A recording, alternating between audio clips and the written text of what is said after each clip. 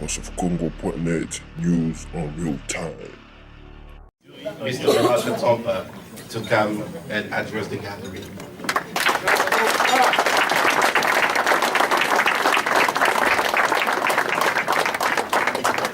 Bonsoir tout le monde. Bonsoir. C'est quand je regarde dans la salle, je suis ravi. Nous avons un beau pays et nous avons de belles personnes. Voilà. Et ça, c'est une exception. Et si tout ce que nous faisons ce soir devrait se traduire dans ce qui doit se passer dans notre pays, on serait les gens les plus heureux. N'est-ce pas? Voilà, mais je crois que rien n'est impossible. Alors, rien n'est impossible. Mesdames et messieurs, distingués invités, chers compatriotes, je suis très heureux de me tenir devant vous en ce jour mémorable du 30 juin 2014, jour de l'anniversaire de l'indépendance de notre cher pays, la République démocratique du Congo. C'est un grand jour, parce qu'il y a 54 ans, les Congolais célébraient le départ du colonisateur et ils célébraient leur indépendance.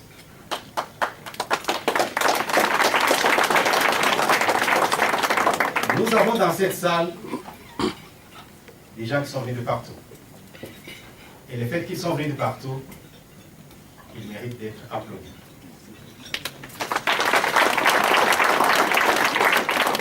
Nous avons dans cette salle vous-même qui avez quitté vos maisons. Et aujourd'hui, bien que c'est un jour férié chez nous, ce n'est pas un jour férié dans ce pays.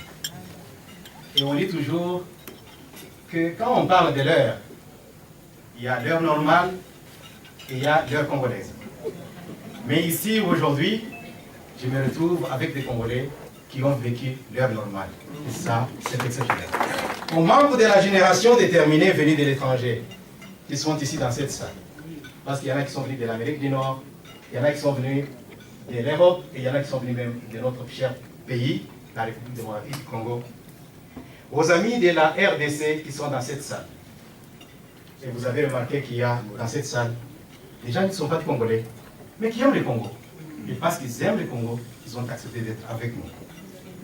Alors, ainsi qu'à vous tous qui êtes présents dans cette salle, je me dois de vous adresser mes sincères remerciements et je me dois de vous témoigner mes sentiments de vive gratitude pour tous les efforts consentis afin d'être ici ce soir.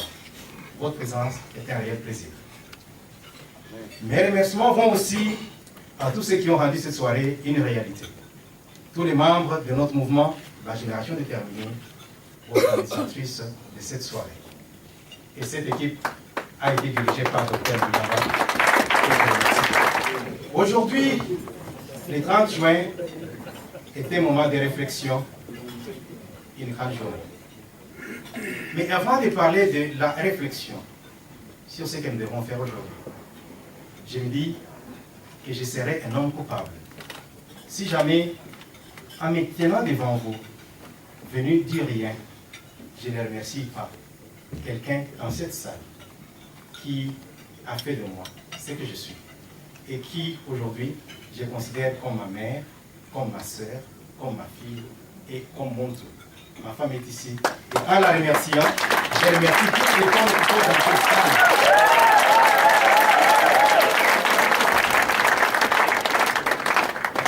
Si, dans notre pays, le président Kabila peut dire, après ces concertations nationales, qu'il accorde 30% des postes aux femmes. Moi, je dis que c'est une insulte. Je ne peux pas considérer qu'un homme normal puisse aujourd'hui déterminer un pourcentage qui doit être adressé à une personne normale. Et nous disons que les hommes et les femmes sont égaux et à compétences égales, opportunités égales.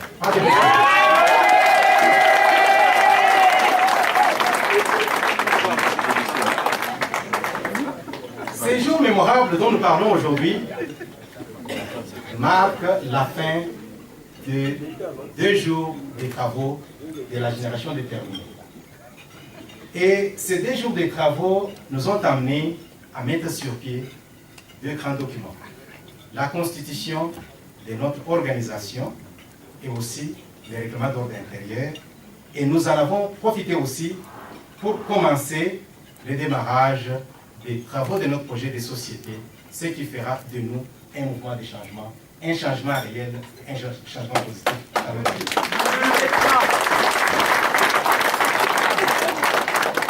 Les documents que nous avons finalisés et que je vous demande de vous approprier et d'intérioriser sont des documents capitaux. Ils demeurent une preuve tangible de notre détermination à faire que le demain de tous les Congolais, notre demain, puisse être mieux que notre aujourd'hui. Et quand nous regardons en arrière, nous regardons d'où nous venons, nous regardons où nous sommes assis aujourd'hui, on se dit qu'il y a un grand fleuve qui nous sépare. Et nous devons être des gens qui devons mettre des ponts pour que les gens puissent être en mesure de traverser ces fleuves. Je parle des fleuves de la pauvreté au bien-être social.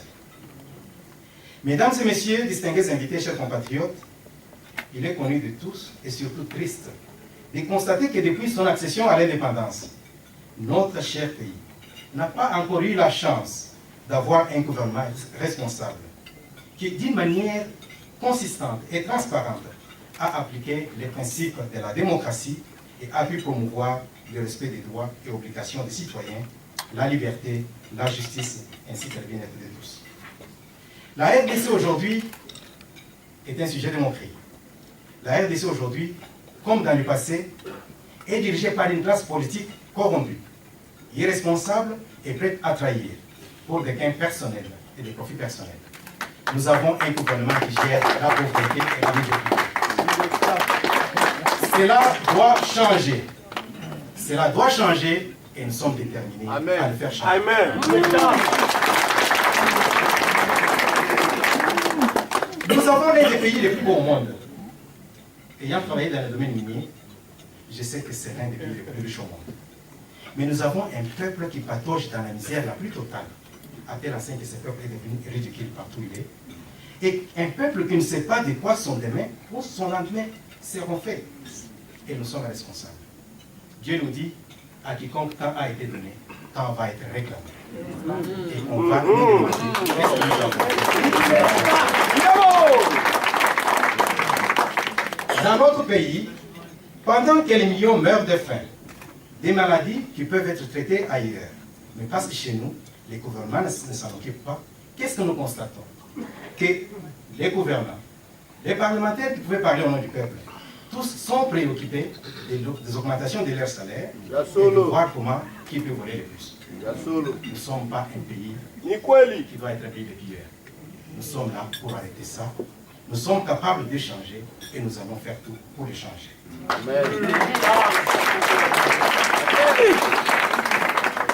Nous sommes déterminés à avoir des dirigeants intègres, visionnaires, compétents, inspirants, dont les seuls soucis devraient être le bien-être de notre peuple ainsi que l'amélioration des conditions de vie.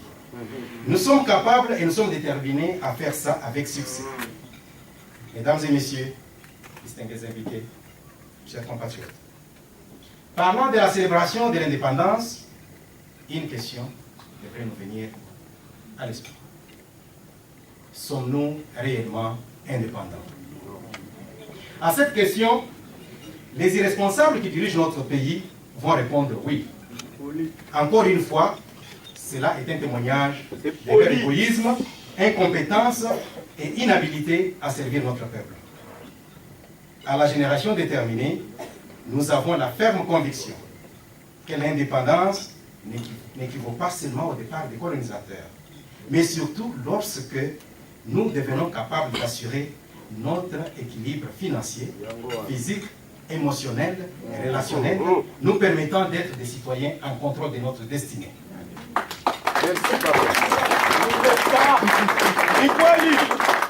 Et cela, nous sommes capables de le faire. Et nous sommes déterminés à le réaliser avec succès. Mesdames et messieurs, distingués invités, très chers compatriotes, Si notre peuple généralement déçu, découragé, désabusé, s'est dit aujourd'hui, tout est consommé, ce n'est plus nous. Ce sont nos enfants ou les enfants de nos enfants qui sauveront le Congo. Pas nous. Nous leur disons non. Nous sommes capables et nous sommes capables d'aller changer ce pays-là. C'est notre beau pays, nous n'allons pas le laisser aux mains des pilleurs.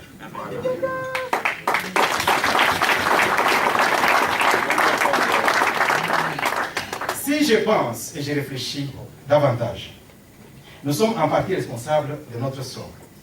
Car jusque-là, nous sommes restés nonchalants. Nous sommes restés apathiques face à des situations requérant normalement une urgente attention de notre part, une réaction ou une action.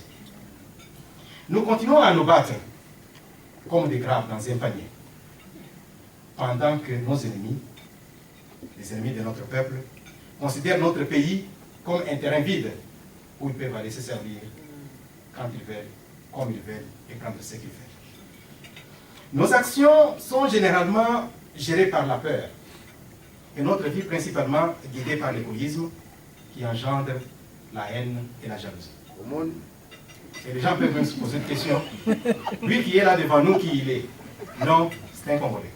Et tout Congolais qui aime son pays et qui a une idée, pour que cette idée puisse germer, donner un arbre qui peut donner des fruits, peut venir se mettre ici et vous parler aussi.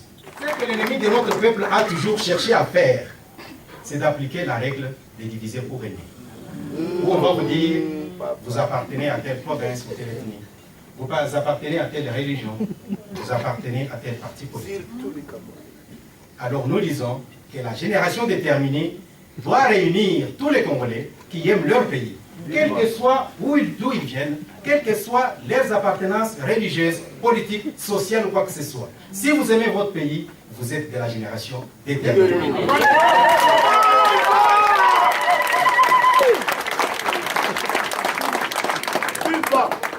Mes chers frères, nous devons nous sentir ce soir interpellés par la situation catastrophique et dégradante qui traverse notre peuple et nous dire que le temps est venu où la situation ne va plus être la même. Comprenant notre situation, nous avons décidé de faire partie de ceux qui doivent trouver des solutions pour notre peuple et non pas de ceux qui doivent créer des problèmes et continuer à se lamenter. Pleurer, crier, gémir sans agir est également lâcher. En tant que génération déterminée, nous avons décidé d'être dignes du grand rôle que nous sommes appelés à jouer dans l'histoire de notre pays, de notre continent et dans le monde. Ici, je me réfère à quelqu'un de très célèbre, Antoine de Saint-Exupéry, qui avait sagement écrit dans Terre des Hommes, je cite, « La grandeur, c'est de se sentir responsable. Responsable du destin des autres. » Je comprends pour la première fois l'importance de cette mission qui est mienne, porter les péchés de tous les hommes. Chacun porte les péchés de tous les hommes. Et nous devons tous nous poser la question, est-ce que nous portons les péchés de tous les hommes? Nous avons un pays unique. Nous avons un paradis sur terre, entouré de 9 voisins, qui, si il est doté d'un leadership efficace, capable de mettre en place des institutions fortes et stables, dirigées par des gens compétents et généreux, nous devrions en principe faire l'honneur du continent africain en devenant le centre de rayonnement de ce continent. La solution à nos problèmes commence par une prise de conscience et une détermination à nous unir comme un peuple, en nous mettant tous les facteurs séparateurs de côté, comme je l'ai dit. Nous devons faire prévaloir notre dénominateur commun, qui est la République démocratique du Congo, et sa valeur unique, qui est l'amour de notre pays. Nous devons nous mobiliser afin de stopper le changement de notre constitution et ne pas permettre à M. Kabila de continuer comme président de cette République qu'il considère comme propriété publique.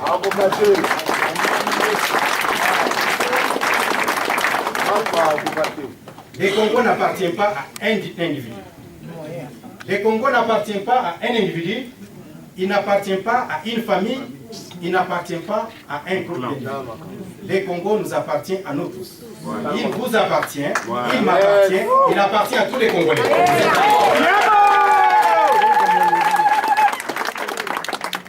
Et nous avons le devoir de pouvoir sauver notre pays. Nous avons le devoir de pouvoir établir, instaurer un état de droit. Nous avons l'obligation de pouvoir restaurer la dignité et la fierté du Congolais. Nous devons établir un pacte de paix, de développement et du bien-être de tous. Nous devons promouvoir les relations bilatérales et multilatérales avec tous nos partenaires afin de créer de la valeur pour tous. Nous devons protéger l'intégrité de notre pays, établir un climat de paix durable avec tous les voisins dans le respect absolu de notre souveraineté, mettre toutes les ressources ensemble et utiliser nos ressources pour que les Congolais, quand ils passent sur la route, les gens peuvent les regarder et dire « un citoyen du monde est passé ». Nous avons un pays aujourd'hui où le malheur peut arriver à quelqu'un. Le président ne dit jamais rien. Le gouvernement ne dit jamais rien. Nous avons un pays où il y a les moyens de transport appelés esprit de mort. Et esprit de mort, quand il tombe dans des rivières, nous avons nos services de secours qui vont tirer des gens avec des cordes, comme s'ils étaient devenus des chèvres ou des animaux. Ça, ce sont des choses qui devraient nous interpeller. Et nous devons tout faire pour que ça puisse changer. En ma qualité de leader de la génération déterminée, permettez-moi, mesdames et messieurs, chers compatriotes, de déclarer officiellement que nous sommes dotés de notre constitution, de notre règlement d'ordre intérieur qui est robuste, et nous pensons qu'aujourd'hui, c'est le départ de notre train qui est en train de partir en toute vitesse. Avec ceci, nos regards sont tournés vers l'avenir pour faire du Congo un pays fort et prospère, dont nous allons tous être fiers. Je salue personnellement tous les Congolais qui sont au pays et en dehors du pays, et qui sont déterminés à être un outil de changement positif dont les corps et tous ses membres sont prêts à mettre au service de notre pays. Nous avons une vision, nous avons une stratégie pour notre pays. Mais ces deux, vision et stratégie, ne peuvent être réalisées que si elles sont accompagnées de structures solides, développées de façon à faire la différence par rapport à l'ordre ancien et dirigé par des personnes compétentes et dévouées. On ne met pas au monde un enfant pour le garder comme monument à la maison. On met au monde un enfant pour qu'en un certain moment, il puisse changer la référence. Dans le passé, on regarde l'enfant, on dit, c'est l'enfant de tel. Mais quand cet enfant grandit, on doit regarder son père et dire, c'est le papa de tel. Ça, c'est la réussite à la vie.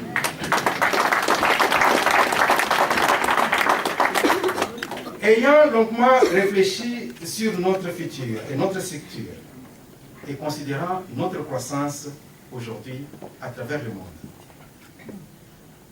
nous avons décidé d'apporter et d'étoffer l'organisation de notre mouvement. Nous avons de ce fait décidé d'avoir des fédérations dans tout le pays. Et la fédération sud-africaine que j'ai dirigée, je suis aujourd'hui en mesure de vous dire que je la laisse à M. Dr Bob Songabaou, qui prend la présidence de cette fédération sud-africaine.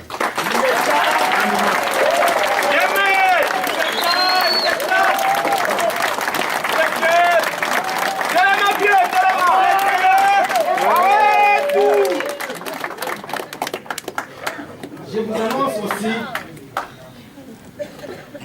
à la même occasion, la nomination de M.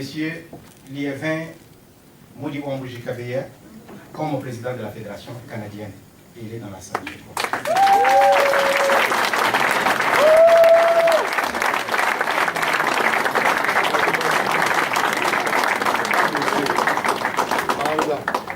Mungu awabariki. Mes chers frères, mes chères sœurs, Je dois, en ce moment, m'arrêter avec les deux présidents à côté de moi pour faire quelque chose d'exceptionnel. En tant que génération déterminée, nous avons sponsorisé un jeune Congolais qui est allé aux qualifications des Jeux Olympiques à l'île Maurice et qui est sorti qualifié pour aller aux Jeux Olympiques de Moscou. Et ça, nous avons vu que notre petit mouvement a fait quelque chose de très bien. Et alors, les caméras, les télévisions qui sont venues du Congo étaient en train de chercher à prendre des photos sans avoir fait quoi que ce soit pour que notre jeunesse puisse aller de l'avant. J'annonce que j'ai dans la salle Rodrigue qui va nous représenter notre pays aux Jeux Olympiques. Wow.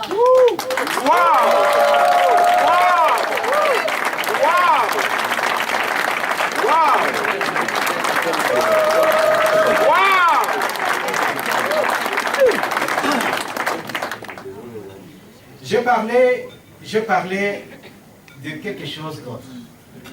J'ai parlé de l'équilibre entre l'homme et la femme. Et je vais faire une annonce qui va être la dernière. Au niveau national, je vais surprendre quelqu'un. Je vais annoncer solennellement et officiellement que le rôle des vice-présidents de la génération déterminée au niveau national est confié à Madame Justine Mosemba Mopetit.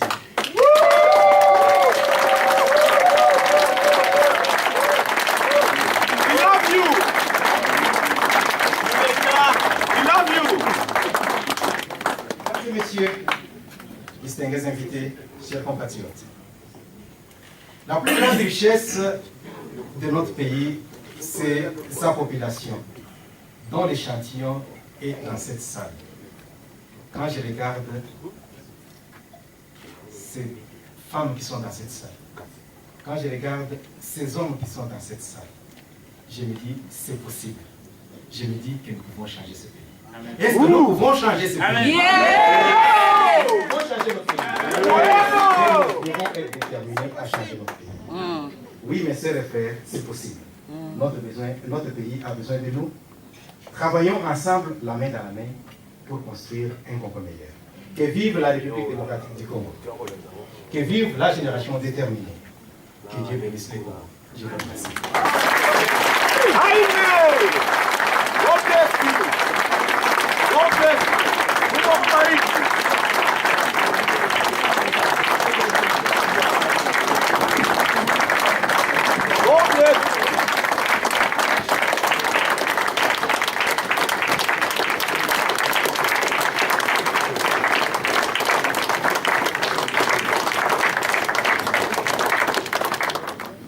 Distingués invités, très chers compatriotes, j'invite le président Bernard Kantompa à signer solennellement la Constitution et les règlements d'ordre intérieur de la génération déterminée, adoptés à l'unanimité à l'issue des travaux de la première convention de la génération déterminée, tenue dans cette magnifique ville de Johannesburg du 28 au 30 juin 2014. À vous, Monsieur le Président.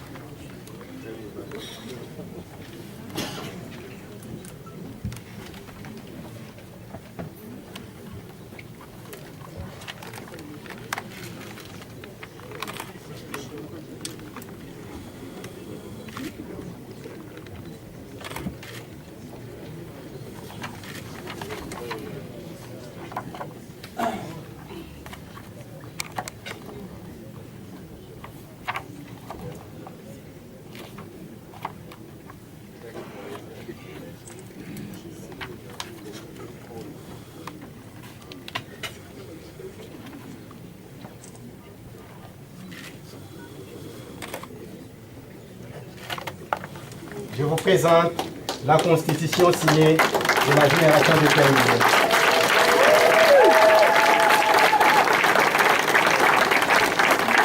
Et j'ai aussi le plaisir de vous présenter les règlements d'ordre intérieur signés de la Génération de Terminée. Je vous remercie. Merci beaucoup. Merci.